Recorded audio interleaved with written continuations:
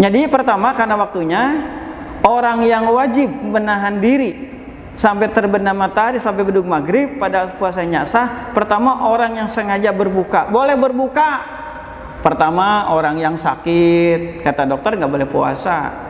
Yang kedua orangnya hamil, ketiga orang menyusui, yang keempat ada orang sudah tidak sanggup berpuasa lagi karena ketuaannya atau nggak diharapkan kesembuhannya, kan seperti itu. Orang yang melakukan perjalanan minimal 81 km perjalanan minimal, dihitungnya kilo Pak, bukan waktu. Sebab kalau di kota besar seperti gini, di Bandung, terus terang saja saya ke pulang kampung ke Bandung kurang menikmati perjalanan macetnya seperti Jakarta. Jarak 2 kilo bisa 1 jam lebih Pak. Kadang baru keluar dari rumah mau ke jalan raya yang memang biasanya kalau nggak macet itu ditempuh hanya 10 menit, kita bisa mencapai setengah jam lebih. Itu pasti seperti itu Pak, bukan dihitung waktu tapi jarak minimal 81 km. Pembahasan kita kemarin adalah perjalanan itu sudah dilakukan sebelum puasa dimulai. Perjalanan itu sudah dilakukan sebelum puasa itu dimulai. Artinya kalau pesawat take off jam 8 pagi, misalkan saya ke Jakarta, maka saya tak boleh buka puasa pada hari itu sebab perjalanan dilakukan sudah masuk puasa. Meskipun misalkan dari Jakarta ke Subang perjalanan diteruskan 3 jam, atau dari Jakarta ke Solo ada perjalanan panjang, atau apalagi ke Malang dengan kereta lebih jauh lagi, tetap tidak boleh buka puasa sebab dia melakukan perjalanan sudah masuk waktu puasa. Bisa dipahami Pak? Berbeda kalau kita melakukan perjalanan, kan gitu, jalanan terlebih dahulu baru masuk puasa gitu. Misalkan pakai kapal laut dari Batam ke Tanjung Priuk misalkan, berangkat kapal laut jam 2, nanti sampai ke sana maghrib. Misalkan Senin berangkat, Selasa sore nyampe. Nah hari Senin ini kita tak boleh batal puasa, tetapi besok Selasa karena dalam perjalanan boleh buka puasa. Tapi wantasumu khailakum, berpuasa itu lebih bagus.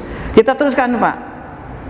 Yang kedua, yang orang yang wajib menahan diri tapi tak sah puasanya, orang yang lupa niat. Karenanya dibimbing oleh imam, oleh Bilal, oleh yang dituakan di masjid, Ustadz Kiai itu sama-sama membaca niat. Wa maluha fil qalbi, niat itu dalam hati. Wa talafud sunnah, niatnya mengucapkan dia sunnah. Minimal nawaitu sauman godan min Ramadan, itu minus itu Pak. Niat saya puasa esok hari bulan Ramadan, cukup. Tapi kalau niatnya lebih lengkap, nawaitu sama godin an adai fardhi syahri Ramadhani hadhihi sanati lillahi ta'ala. Jadi niatnya Pak bukan syahri Ramadan Pak, banyak yang salah, tapi insyaallah sah. Nawaitu sama godin an adai fardhi syahri Ramadhani. Sebab Ramadan itu termasuk isim ghair munsharif, isim yang tidak menerima tanwin seperti kalimat Ibrahima. Itu kan? Atau masajida, itu tak boleh pakai tanwin, tidak boleh bahasa masajidan atau Ibrahiman atau Ramadanan, tak boleh. Tetapi ketika termasukkan alif lam ar-Ramadan, maka bisa ar-Ramadanu, ar-Ramadana, ar-Ramaduni. Atau diidopatkan, digabungkan dengan kalimat yang lain, tidak menyendiri seperti syahrun satu kalimat, Ramadan kalimat lain, digabungkan syahru Ramadhani. Ada lokomotif, ada gerbong. Syahrun lokomotifnya, Ramadan ada gerbongnya. Ketika digabungkan maka bisa jadi kasrah, ketika jar jadi fathah, ketika nasab dhamma, ketika rofa. Jadi yang tepat nawaitu soma godin an adai fardhi syahri Ramadhani, bukan nak Ramadhani hadhis sanati lillahi ta'ala. Itu niat. Maka hati-hati dengan niat, mulai dari maghrib sampai sebelum subuh itu waktunya niat. Yang ketiga, orang yang harus menahan diri pada tak sah puasanya, man tasahhara dhannan baqa'al lail fabana khilafu aidan. Orang yang makan sahur disangka masih malam padahal sudah siang, sudah masuk subuh. Jam error, HP enggak ada baterainya kan, mati lampu, hujan, enak saja makan. Kan gitu. Ketika lagi makan, anak-anak ribut di luar. Nah, ngapain kok rame-rame bukannya makan sahur? Makan sahur apaan Pak? Barusan saya sudah subuh, bahkan sudah kuliah subuh.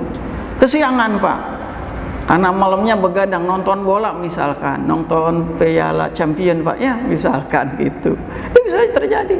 Makanya harus benar yakin ini masih malam. Kalau terjadi seperti itu maka diteruskan harus berpuasa, tapi harus dikodok lagi.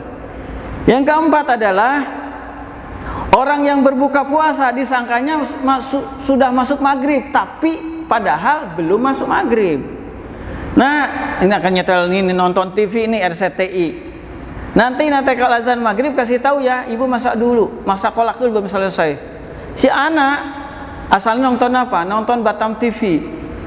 Kata anaknya Batam TV lagi ceramah nih, mendingan nonton kartun. Pindahinlah ke channel TV yang di Jakarta. Kan beda 10 menit Pak.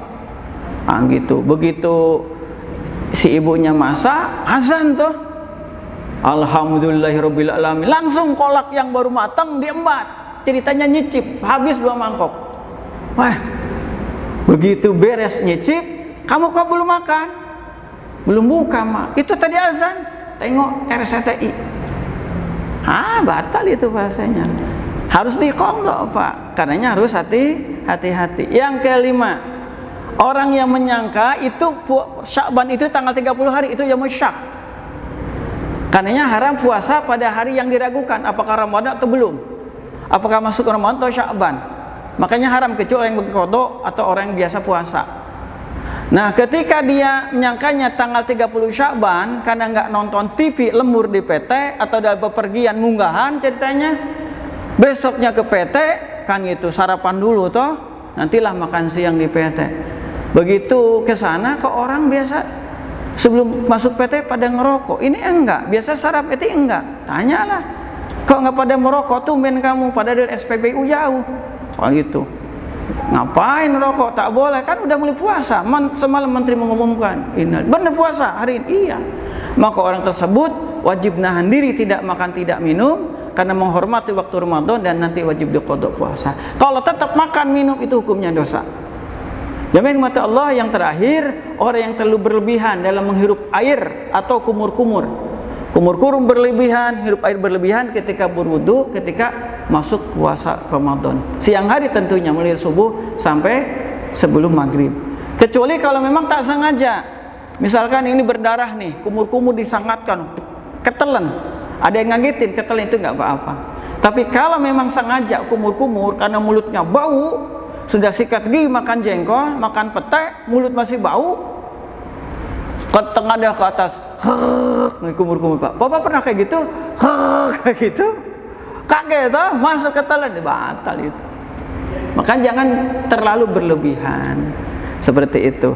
Jadi ada 6 keadaan orang yang harus meneruskan puasa tapi tidak sah, wajib qadha. Pertama, orang yang berbuka puasa tanpa udzur syar'i, sengaja berbuka. Yang kedua adalah orang yang meninggalkan niat pada malam hari.